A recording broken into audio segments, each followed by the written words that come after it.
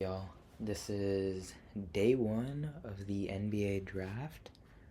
To be honest, I think I got mixed up with the second round draft schedule. I thought this was tomorrow, so I was not prepared, and then I got told at work today that the NBA draft was happening, so there's that. So on my other screen, I have the picks open, which to be honest, we'll get into. If you're wondering why I'm standing and you've seen another one of my things here, went to dinner with the girlfriend and I ate a lot. So we're gonna just hit the standing method on the standing desk, but yeah. So starting off here with AJ DeBonsta, Darren Peterson, Cam Boozer, Caleb Wilson. I'm gonna be honest here. These were the top four picks in this draft. This was well known, to the point that when the Bulls got the fourth overall pick, you had Kenny Beecham, well known Bulls fan, just come out and DM Caleb Wilson and talk all this stuff about, having Caleb Wilson on the team and what that could potentially mean. Um, so a lot of people, including myself, would say that the draft really started here at five, where we see Keaton Wagler go to the Clippers. I'm a huge fan of that pick. There was a lot of talk on will they trade back? Will they just go for Morris Johnson just because they traded for Darius Garland? Do they really want to go in on another guard? Obviously, being a Spurs fan, I am a major believer in draft the best pick available, and I think they did that. Um, and I think the same thing goes here. I think Darius Acuff at seven. I honestly thought that, in my opinion, he's the best guard in this draft behind Darren Peterson. But you know, take him how you will. I think Sacramento has got a dog, as they usually do, and they're probably gonna trade him away somehow. But yeah. Uh, Honestly, not too much I'm very interested in here, but um, Braden Berries is a great pick when you pair him with Nate Ament. They're just building a bunch of young guys with these picks already. They have two amazing young players. I think the fallout from the Bucks Giannis trade is looking ecstatic for the Bucks. I'm a Bucks fan. I am excited about the future. I am not excited about this year, but the future, super excited. Yaxel Lendeborg, uh, to be honest, I wasn't that big of a fan of him. I actually was more of a fan of Ade Mara, especially for the Warriors. But I mean, Yaxel is also a forward, so it's not that big of a deal. But to me, I always thought that Ade Mara would be the main guy here. But yeah, Yaxel. Um, a lot of the Warriors fans I know are very happy about this pick, but yeah, we'll see. Honestly, I'm still skeptical on what Steve Kerr can do with talent, so we'll see if that even amounts to anything, and it may not even be Axel's fault. Ade Mara, I am upset about, which is how you know it's a good pick. Um, Obviously, OKC is the team that the Spurs are probably going to be playing for the next couple of years. They just got a dog. Um, Watched him play like 2 minutes a game at UCLA, goes to Michigan, becomes like a real bona fide NBA draft prospect. Now he's going to a team that already has a 7'3" monster and all that. I will say again, this is a Spurs conversation more than anything else. So I'm only talking about the guys that are relevant to me. Like, shout out to all these other guys. Shout out to Ibuka Okori. I am a Stanford fan. I've grown up near Stanford for basically my entire life. But love, love Ibuka Okori. Um, I'm upset that Memphis traded him to Detroit, but honestly, I hope he gets playtime. He is a stud. I saw him play live, so I have huge belief in the kid. But yeah, um, I'm really upset that again OKC gets Bennett. I don't know if you say Stritz, but he is a dog. He is an amazing shooter, surrounding Shea with even more shooters. Seeing that they got another 7 footer in the draft, I am super scared to face this team until we got our guy. I'm gonna need to learn how to say his name. But I think it's Jaden Quaintance. And when I originally read the name, I was like, why don't I remember this draft prospect? And then I remember he was the experimental big. And I am super excited to get a 3-4 to pair up in certain lineups with Wemby. I don't think that he's going to be starting this season. I do think that we're going to see Champagny and Vassell start, but I don't even think that matters.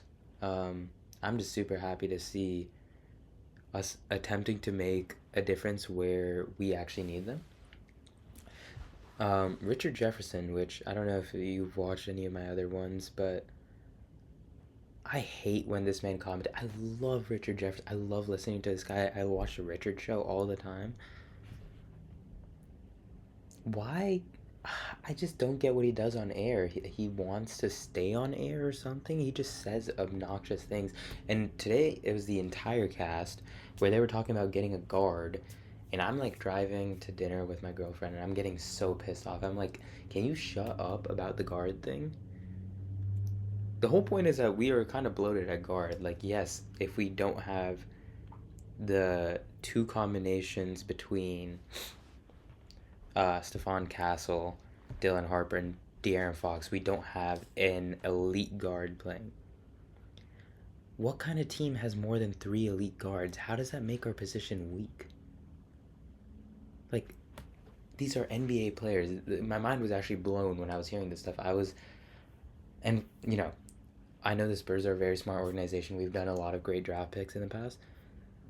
But part of me was like, if they're thinking like this, am I wrong? Are the Spurs going to be drafting a guard here? God bless, they were not. And they used, the analytical side, which I love Champagny. I love Devin Vassell. I think that at least one of them could hit the bench to make way for these guys. If not, we could have an ultra big lineup where I'm just going to skip ahead here. And we see the Spurs trade with the Nuggets to get Terrace Reed Jr., which I'm very surprised that the Nuggets make this pick or make this trade here. They must have seriously not liked Terrace Reed because I feel like he would fit with Jokic so well. And he's a pick that gives you a chance to contend, but we get another UConn winner. I am super happy. Honestly, all the UConn prospects just look so good.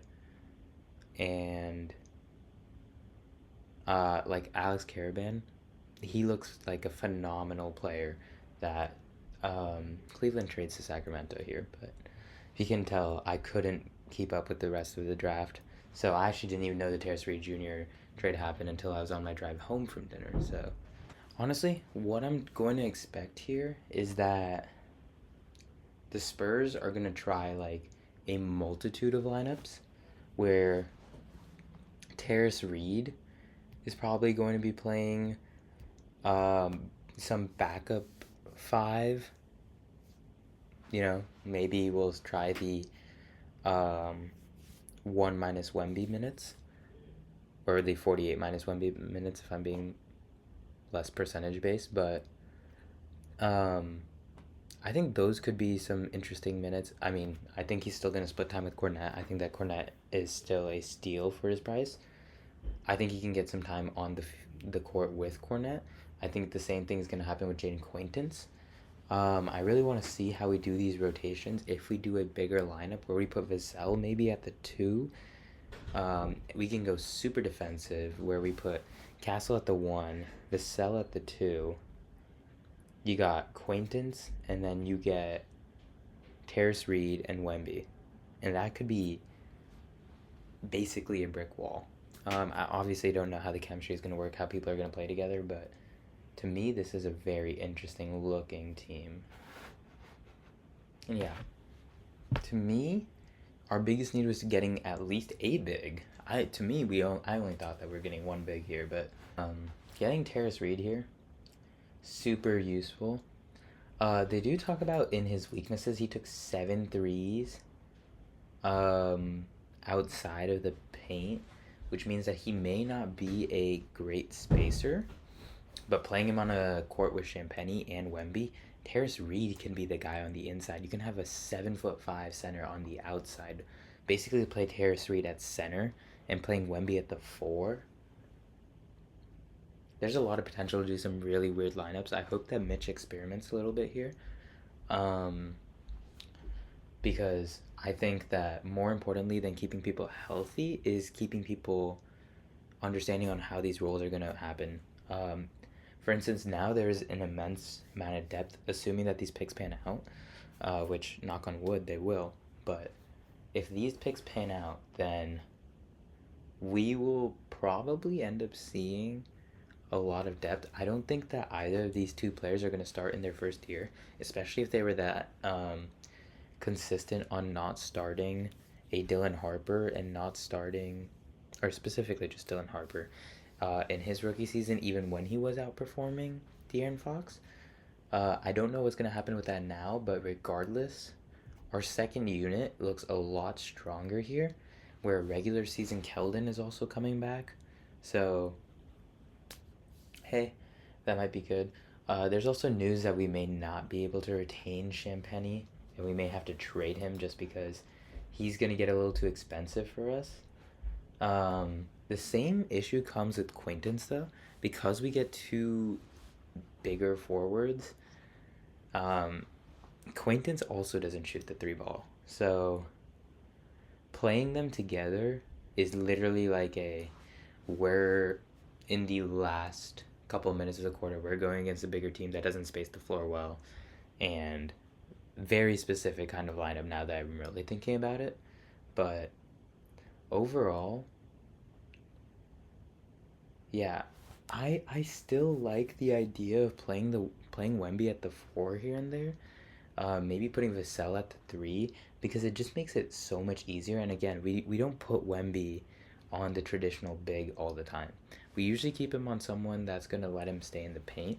And in this day and age, like when we're playing against real teams that we care about, Chet, Jokic, Karl Anthony Towns, these teams have these shooting bigs. We're not gonna want to put Wemby against them. We can have a Jaden Quintance going against Cat. So spacing out the floor a little bit, giving Devin Vassell more of a chance to play defense on people actually his size, and making more of an impact overall as a team. I think that these two guys are great team basketball players. Do I know that either of them are going to be all-stars? Not really. I think that Jaden Quintance in his life could maybe make a couple all-defensive teams, maybe even an all-NBA third team.